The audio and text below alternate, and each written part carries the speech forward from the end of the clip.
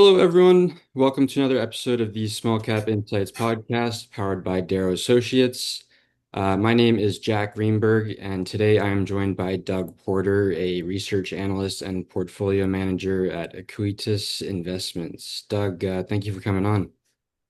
Jack, thank you. Appreciate the opportunity and definitely want to thank Darrow Associates for supporting the small and micro cap active management universe. As a specialist in the space, we appreciate those that are dedicated to it. Of course, and likewise. And I like to start the podcast with a bit of background. So if you wouldn't mind just giving some background on yourself, that'd be really helpful. Yeah. Just go a little background on me. How I got to Acuitas. I went to a small private college in Tacoma, Washington, which is not a financial center, but it was the global headquarters of a top tier institutional investment consultant, Russell Investments, which is known as today. So shortly after 9/11, I actually had the opportunity to work at Russell. I started in the index group and made my way over to into the institutional consulting side. And then one of the things that Russell really was well known for was its research of money managers. So had an opportunity to work in what we'd call manager research in small cap, the place where it really pays for active management. And I was working with two gentlemen in particular, Chris Tesson, which is the CIO of Acuitas, and Dennis Jensen. Shortly after the global financial crisis, I had an opportunity to follow a colleague to a smaller boutique. And this is something we see across investment management where you work at a big firm, you hone your craft, and then you have an opportunity to go somewhere else and kind of apply your craft. So I had a colleague that went down to San Francisco. We had a blue chip institutional pension plan that we were essentially working on behalf, and then work in a small team and do what we did at a much larger organization. Dennis and Chris, about 6 months after I left, decided similarly that they really they liked what they were doing, but they thought that there were some incremental ways they could do a little bit better. So they started Acuitas Investments. Actually, funny story, we started seeing managers come through our doors at the firm down in San Francisco, and they were being funded by Acuitas. So and one of the things that we hang our hat on is being early investors. So I had an opportunity in 2015 to join them, come back to Seattle. My family's from Seattle.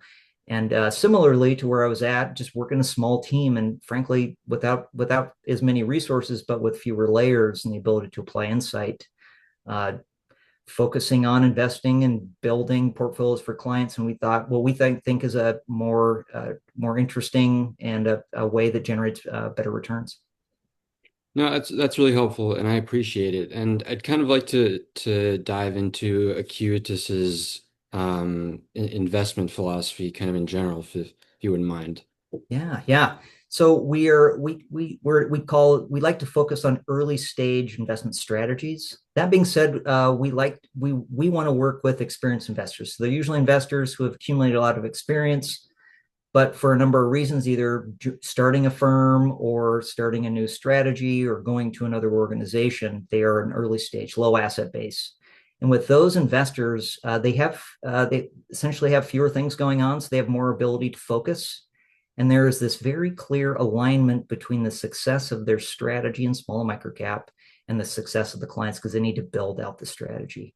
Mm. Additionally, they have a process and approach to investing which is proven, and they also have an approach and a systematic approach to that investing that is transparent and repeatable. And they also understand kind of where their strategy, what kind of markets their strategy is going to do well in, and then also strategies where they're going to have some issues. So we like to find those managers, build a portfolio of typically 4 to 6 of those managers that are complementary to each other. So the ultimately what we want to deliver to our client is a strategy with more consistent excess returns, and one where we're also going to be proactively upgrading that portfolio because, as we know, things change, teams change. One of the big issues in small and micro cap is asset growth is kind of impedes the ability to it impedes performance. So as asset managers grow, we also want to be refreshing that portfolio with the next early stage strategy. So that's ultimately what we do. We only invest in small and micro cap. We believe, as you know and can appreciate, this is the area of the market where active management pays off net of fees. And then ultimately, we want to deliver our expertise to our client and not dilute ourselves, as is easy to do these days with technology.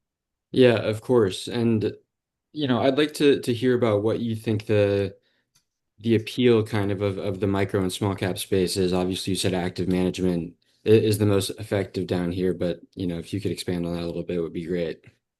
Yeah, it's in small and micro cap. It's an interesting time to be a small and micro cap investor, and I think about this in the long scheme, the long history of investing. So you think about the Fama French data. Small cap has outperformed large cap by 70 basis points annualized over a long period.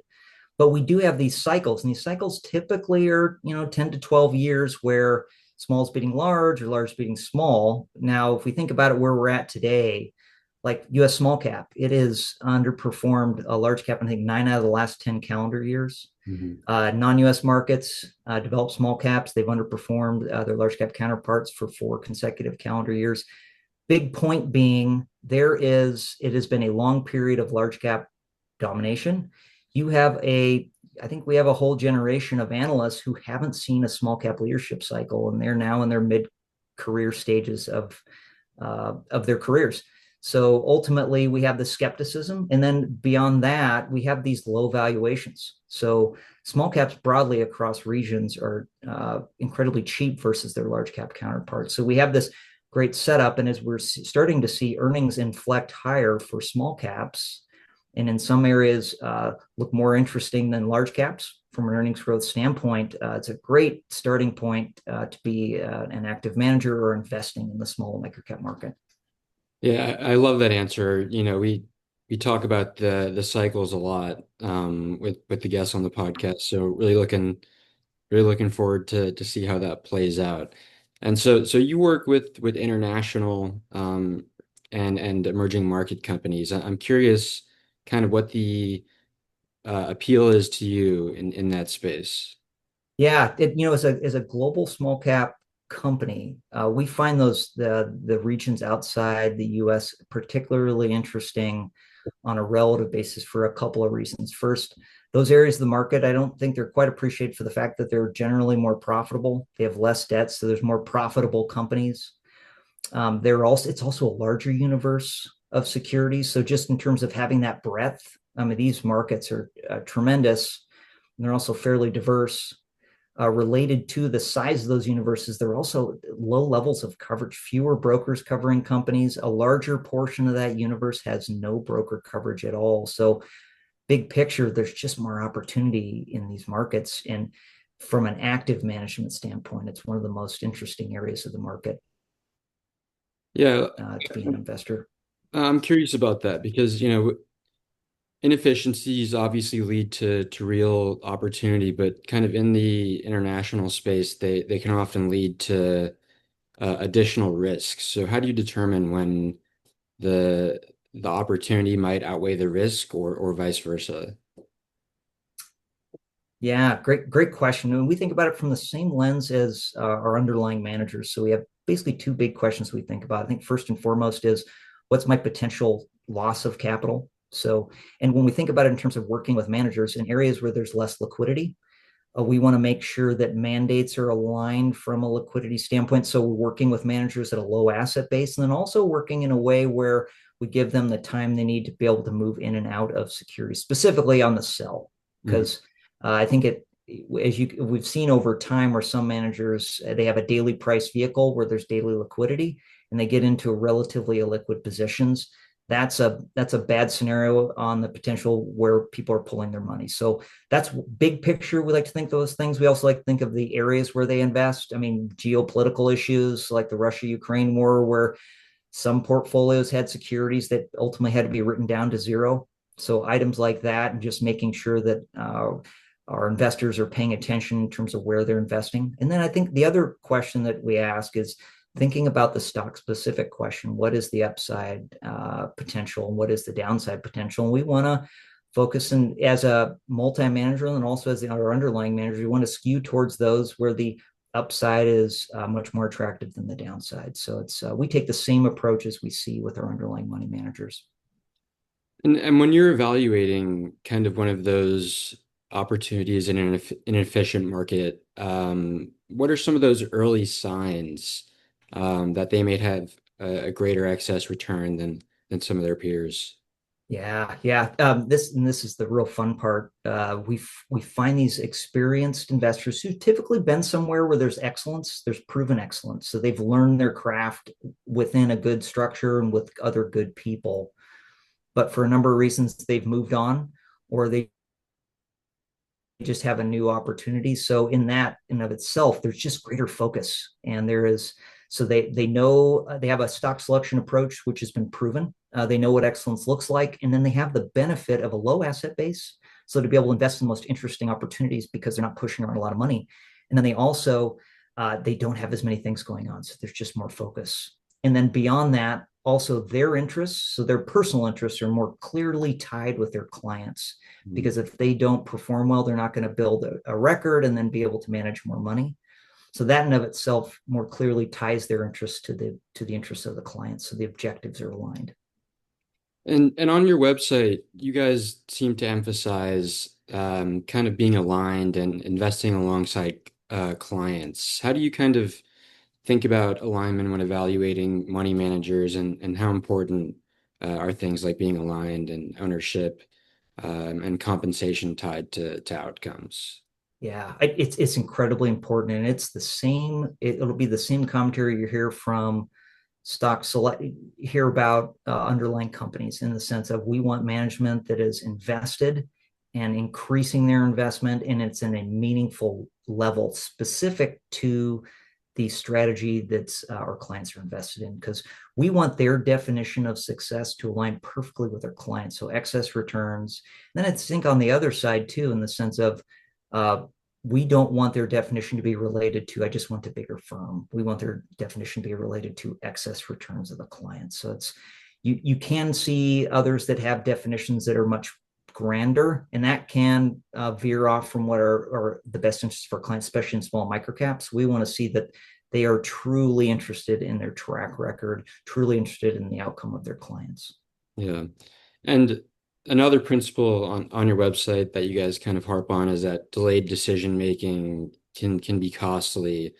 You talked about this a little bit, but how do you kind of apply that philosophy when you are determining whether to, keep investing in a strategy or to exit that strategy when it's not kind of unfolding as you would expect?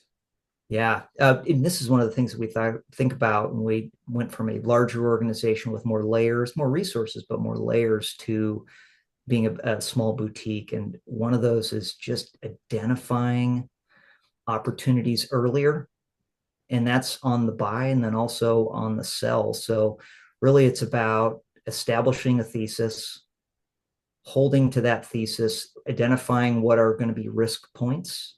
So doing that up front, and then also, I guess, related to that, just thinking about market environments where a manager is going to look especially sharp and smart, and they're going to feel like they can do no wrong. And then conversely, the times when you just know they're going to underperform. So Mhm. having a good sense for that, and recognizing that we're all imperfect, biased humans, and that we're going to either think really highly of our manager in a very favorable market, or we're probably going to be a bit more negative on them in those periods where they're struggling, but understandably struggling.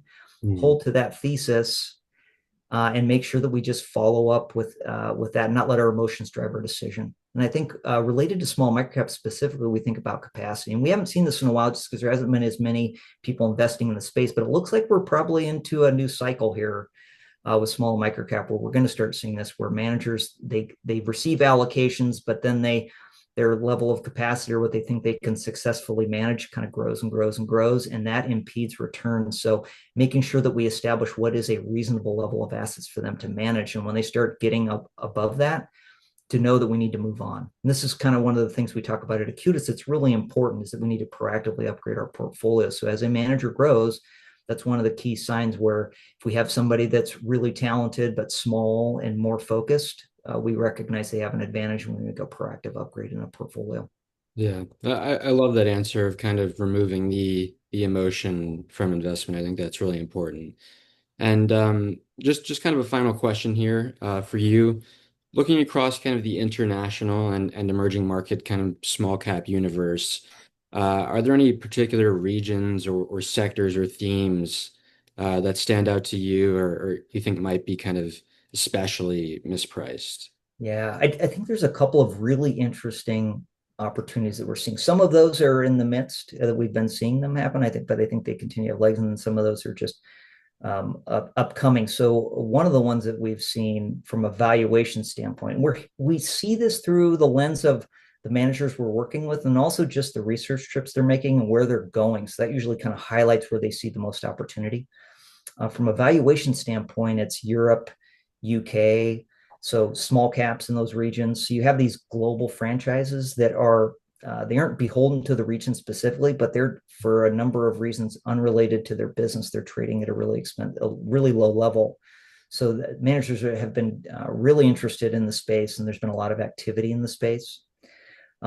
We also see on the other side, we think about emerging markets broadly, just the earnings growth potential. We're seeing a lot of activity in Asia.